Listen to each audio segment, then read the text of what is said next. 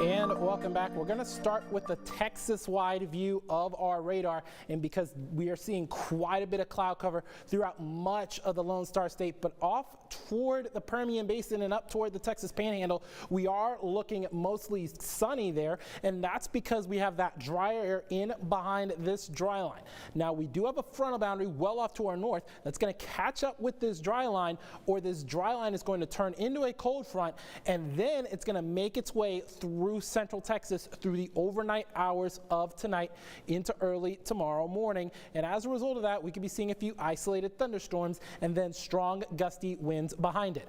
Looking dry right now. This is on the HK Dodge and Loop on our tower cam there. Still starting to see a little bit of that sunset effect, a little bit of that glow. You could barely see it, but it is sitting there, and temperatures are hovering around those mid 70s and winds coming out of the south at a good clip at around 14 miles an hour.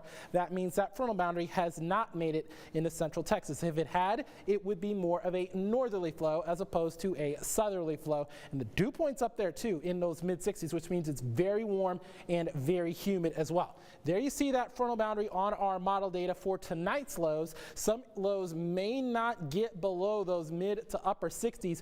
We're going to start off getting to those lower 70s for highs, and then we are going to be seeing that temperature drop behind that frontal boundary. Winds are going to start out of the south tonight at around 5 to 15 miles an hour, but then that front moves through, and then we're going to be seeing winds come out of the north at a good clip at 15 to 25 miles an hour, with some areas getting gusts up to 40, and that's why we have a wind advisory for some of you guys, and we'll show you that in just a minute. But we're pretty much looking at upper 60s and lower 70s to start, with a few of those isolated thunderstorms along that frontal boundary. And quick reminder, these are morning highs. These are not afternoon highs, because afternoon we're going to really see those temperatures take that tumble. And as we time out this system, there you see it. By the time we get to around 5, 6 o'clock, there's that line of thunderstorms.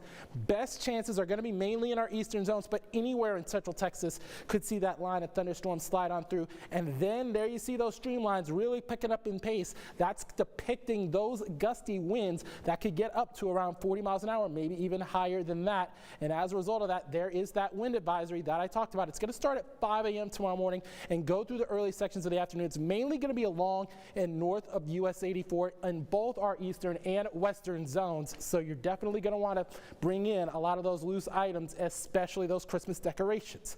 As a result of all that, I will give that a good solid 7 on that Jordan meter, because we're going to start off with those thunderstorms and we're going to have those gusty winds behind it as well. And that 72 is a morning high.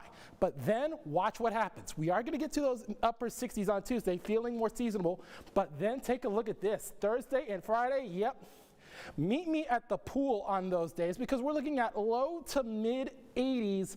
Yep, 80s on both of those days under partly cloudy skies. Could see another shower or thunderstorm chance as we head through the day on Saturday.